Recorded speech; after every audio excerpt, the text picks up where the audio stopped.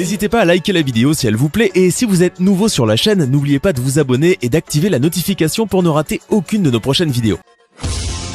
www.potonapoto.com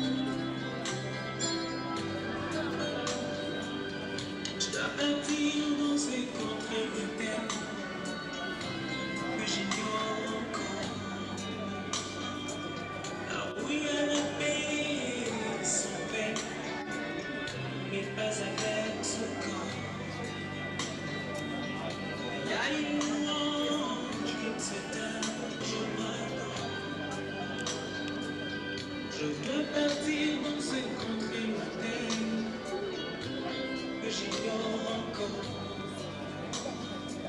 Là où il y a la paix sans peine, mais pas avec ce corps. Il y a une louange qui s'éteint.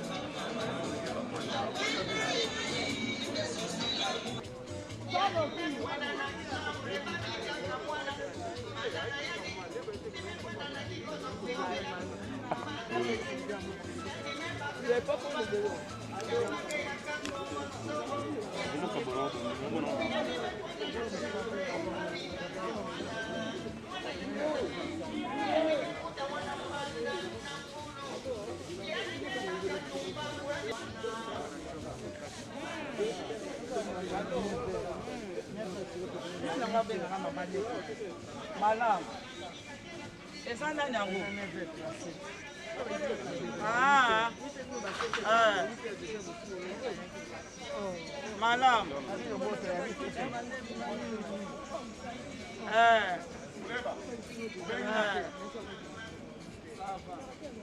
Safa.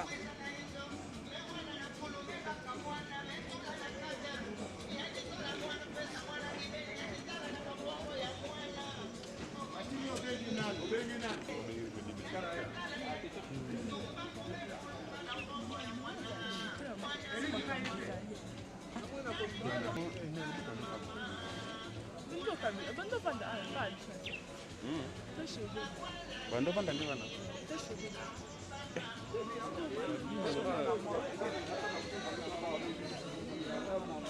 Iyo siko kile.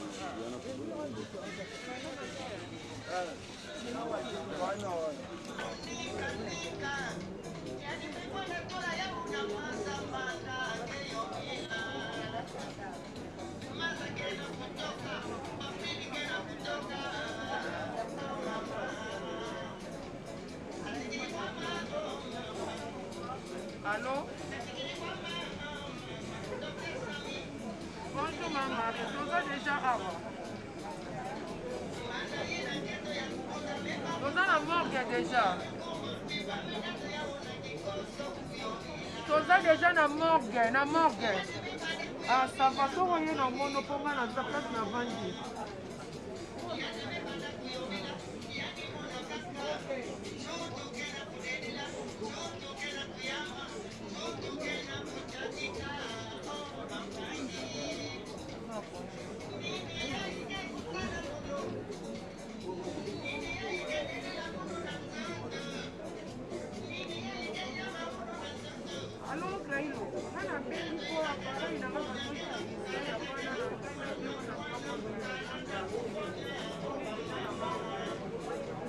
ule mzee alikuwa nayo. Ndio alimpatia koja kidogo nguvu na kupata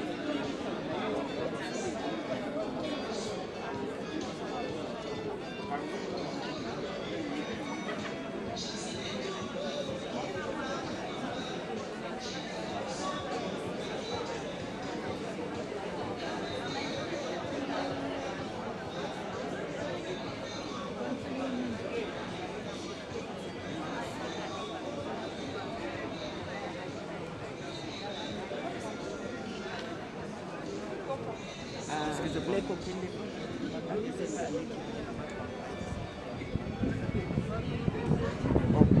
C'est quoi?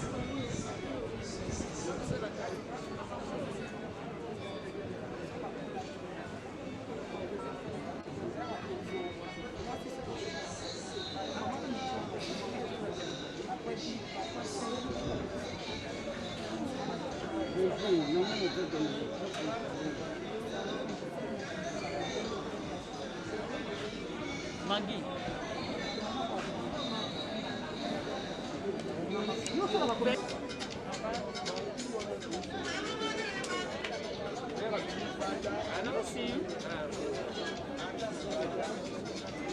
Allô, désolé.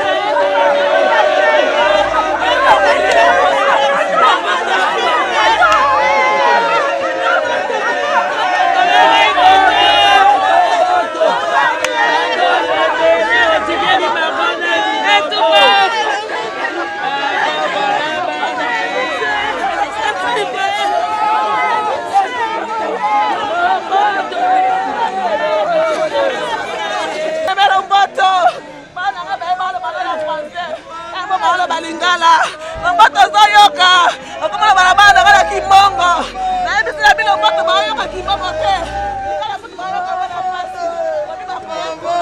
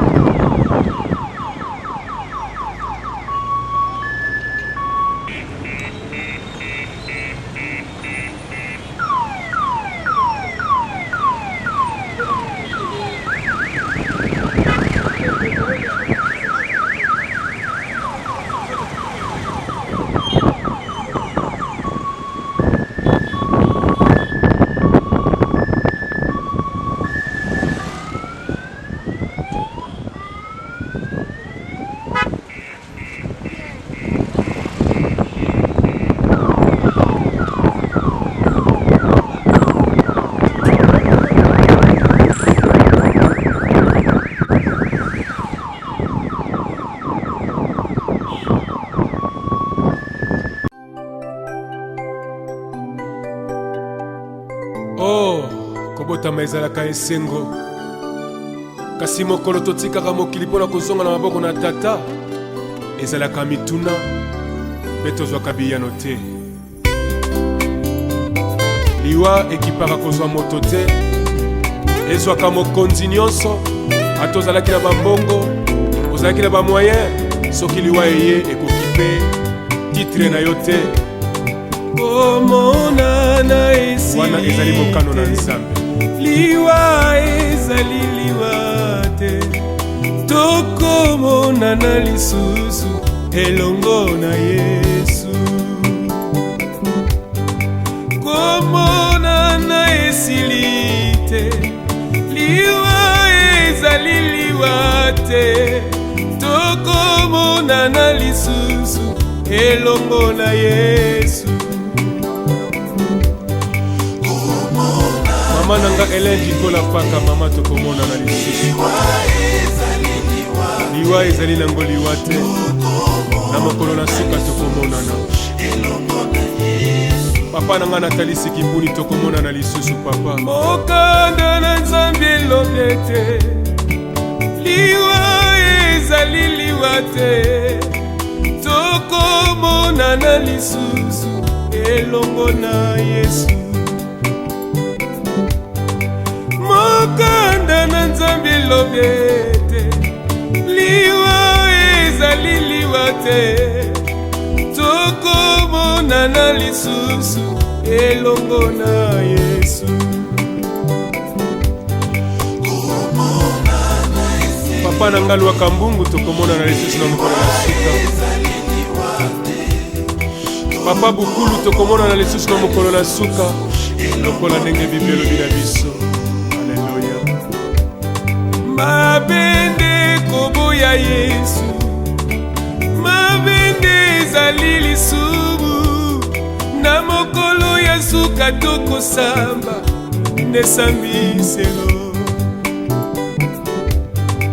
Mabende koboya Yesu, mabende ezali lisumu, na mokolo ya suka tokosamba nesambiselo.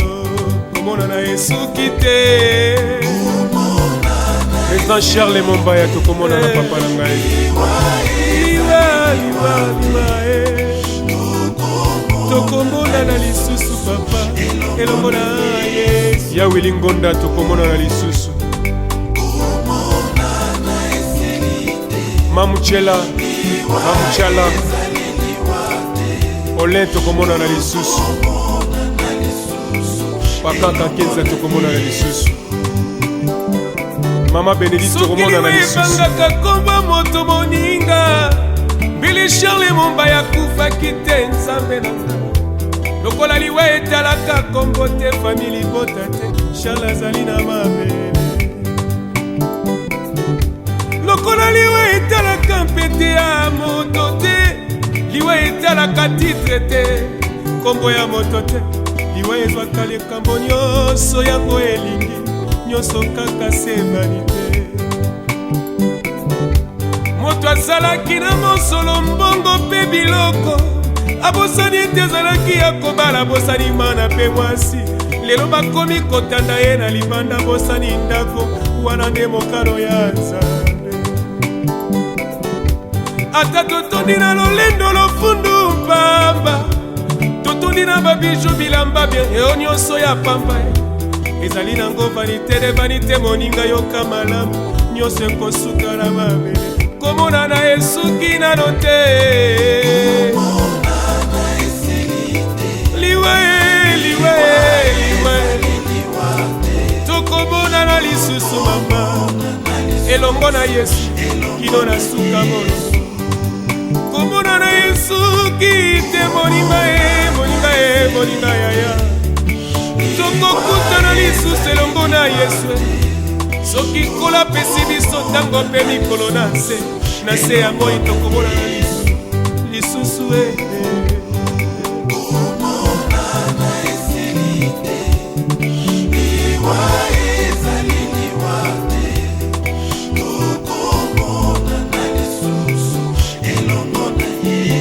malonda ntutulu pai tokomona na lisusu soki natali moninga tolinganaka malamu akomi kotika biso mpasi na motema mama nanga kenda papa nanga kenda pasi fami ekomase nakolelalelaka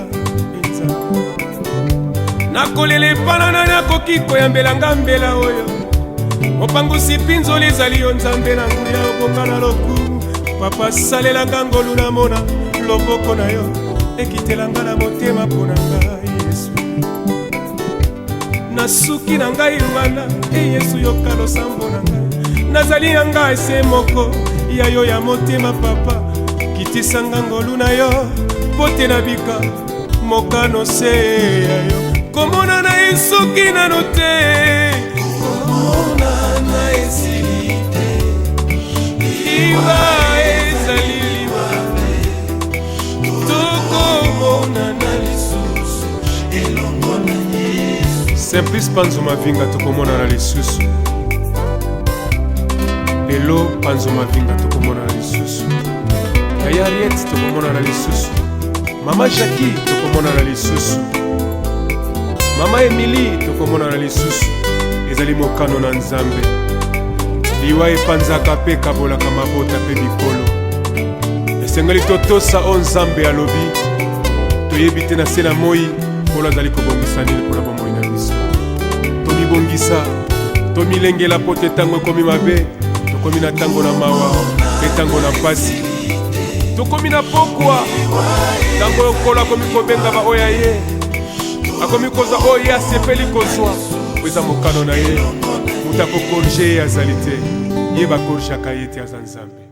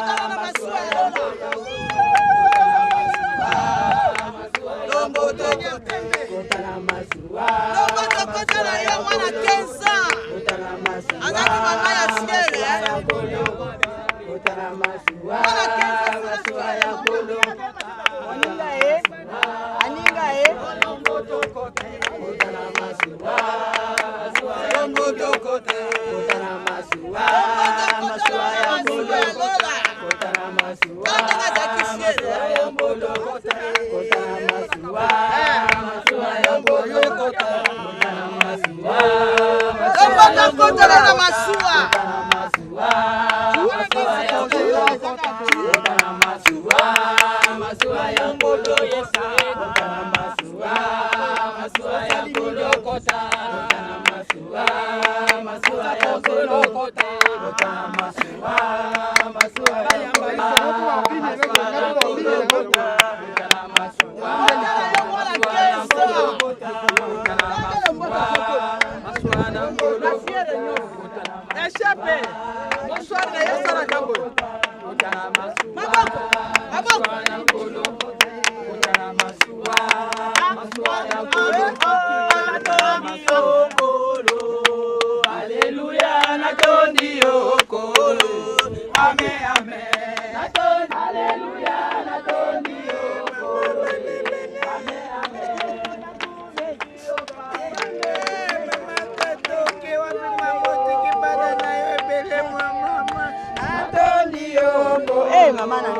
Alléluia, natondi okolo.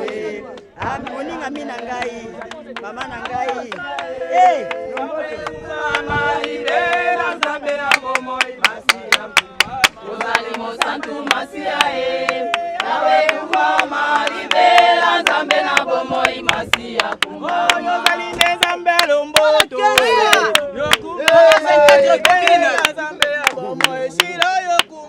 Ozali mosantu masia mama libera nzambe na bomoi masia. Allez, tokete lokola bantonga.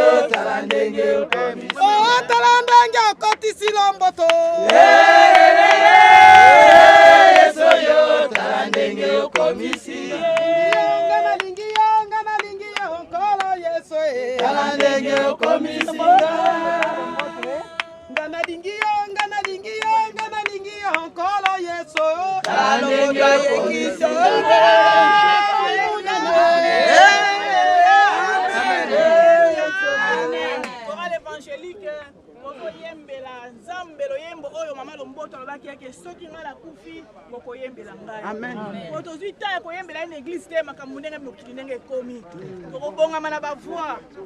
nzembo oyo bokami tobongama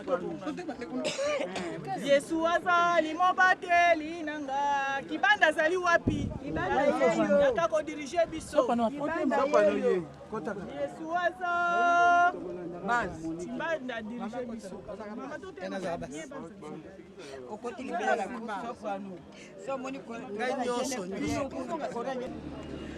Yesu azali mobateli nanga na moipe na butu azali mokolo na esengo mokolo na pasi be ye mobateli na ngai ya solo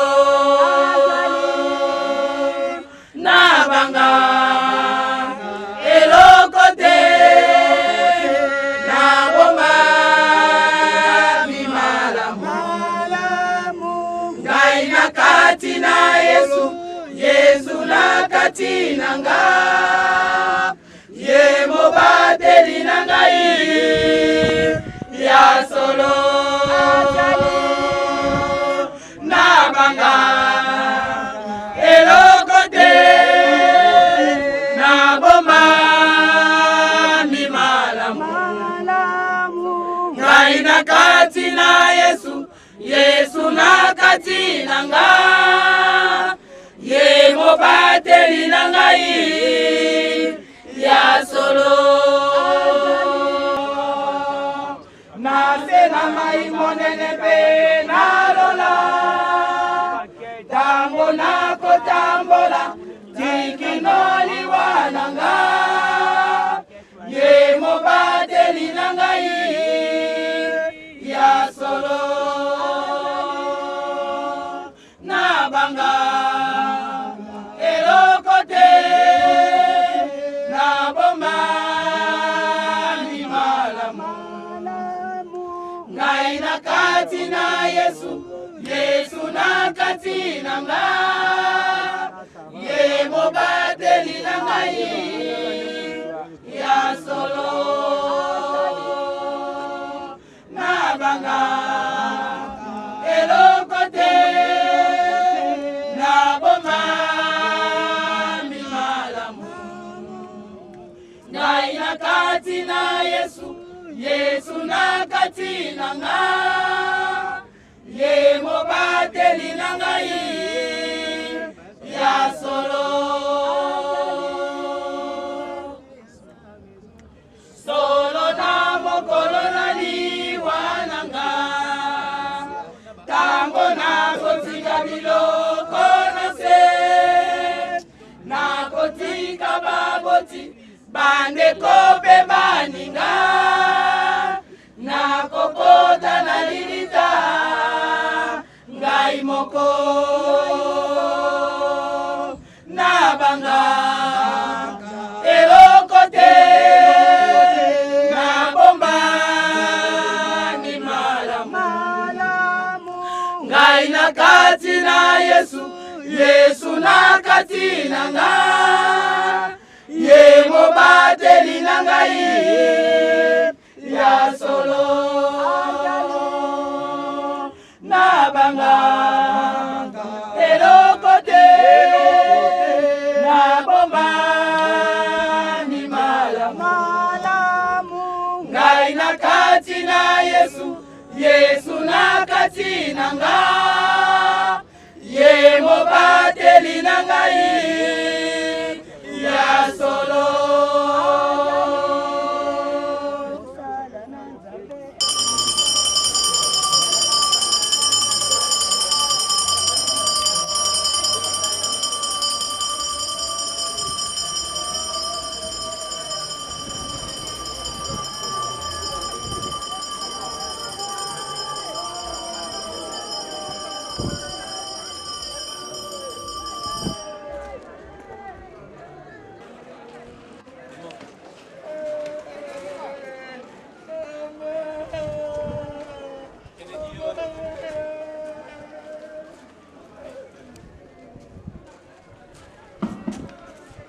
J'introduirai ces petits sites.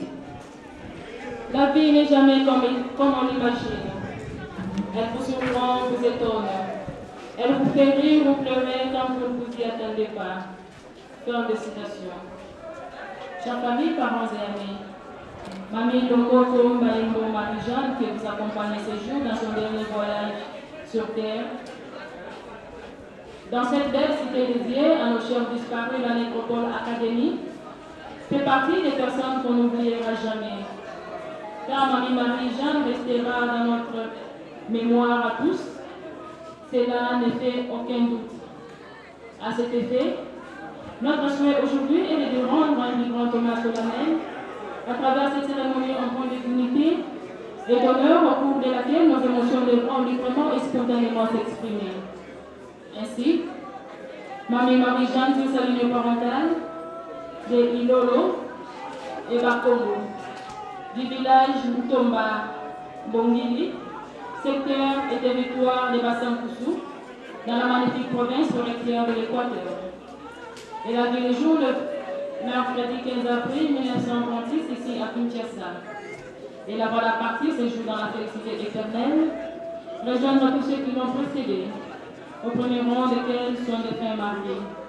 En nous quittant inopinément le samedi 9 janvier 2020, ici même, au terme d'un parcours de vie élogée de 84 ans, laissant derrière elle une riche progéniture composée de 7 enfants, plusieurs petits-enfants, arrière-petits-enfants, tous éplorés et angoissés face aux multiples défis à relever de rénovanceurs et sans la présence de Mamie Marie-Jeanne.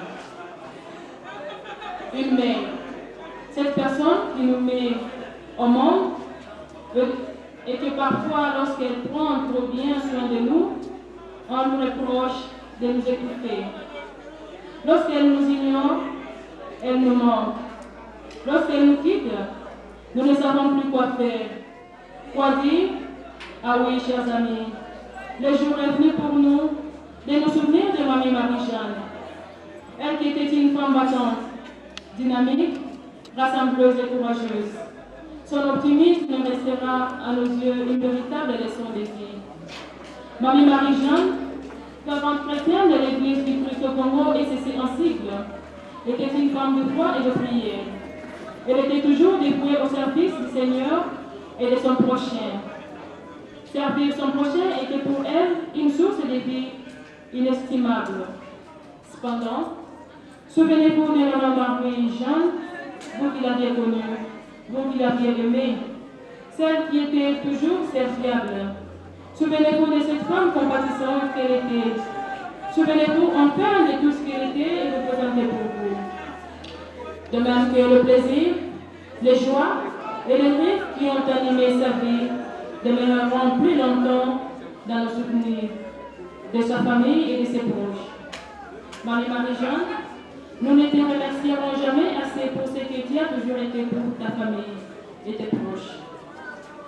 Ainsi, ma chère famille, vous n'aurez plus cherché à rendre visite à Mamie Marie-Jeanne dans sa résidence située sur l'avenue de la Tente, numéro 21, quartier Golf, dans la commune de l'Iwala. Ni à la sortie du guichet du dimanche, car à cet instant, elle vient de changer d'adresse des communes. Désormais, son corps reposera ici à la Nécropole Académie, dans le quartier type 6, à l'E 8, au numéro 223 de la rue de la Félicité. La nouvelle adresse de Mamie Marie-Jeanne, Nécropole Académie, quartier type 6, à l'E 8, au numéro 223 de la rue de la Félicité. C'est ici que vous reviendrez souvent, et non seulement le 1er août, jour officiel de mort en RDC, pour lui rendre visite et refleurir sa sépulture. Au nom de toute l'équipe de la Nécropole et de ses partenaires dans l'hôtel de ville de Kinshasa, nous réitérons à vous, sa famille ici réunie, nos condoléances les plus attristées. Chère famille, maintenant qu'elle mérite la paix et le repos éternel, nous allons à présent confier son corps à cette thérapie un peu généreuse, tout en souhaitant qu'elle nous soit douce et légère. Nous prendrons ainsi congé d'elle, tout en lui disant au revoir, dans la langue chère à ses aïeux, en Kimongo en disant Maman, Marie-Jeanne, Okedeke, Bouloté. Je vous remercie. Merci, chère famille. Je vous invite à former deux rangées derrière les corbillards de Mamie et Marie-Jeanne Nous allons l'accompagner dignement et surtout que c'est pour la dernière fois, à sa dernière demeure physique. Merci, tout en vous souhaitant un bon retour à domicile.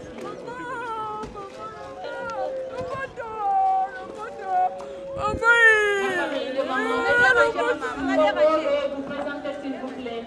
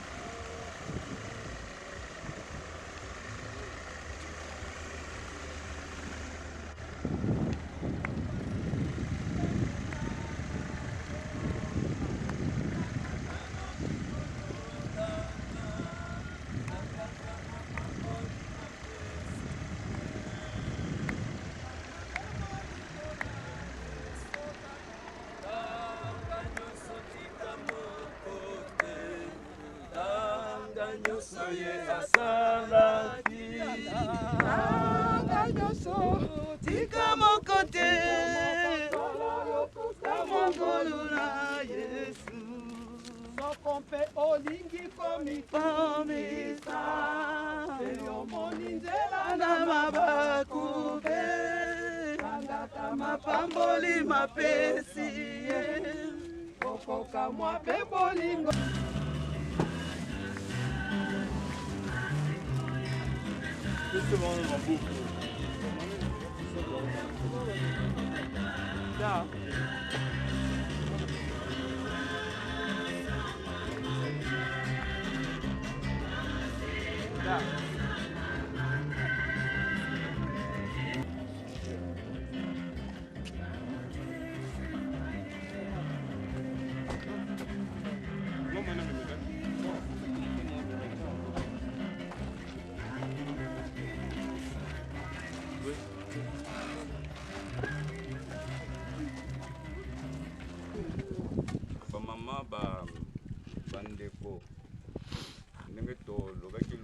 ayaki lobi mama akei azali mo Kristo mokanda na Jean 11:25 Yesu azali koyebisa Marthe alobi Marthe nazali koyebisa yo ngai nazali lisekwa pe bomoi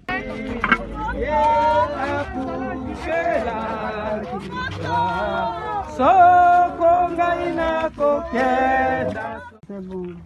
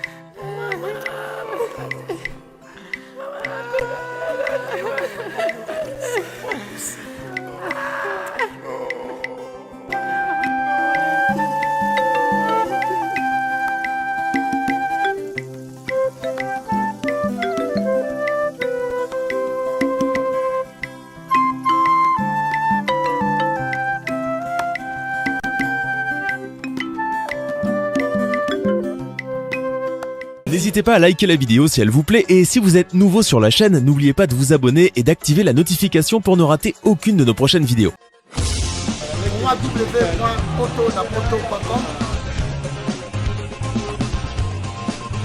www.potonapoto.com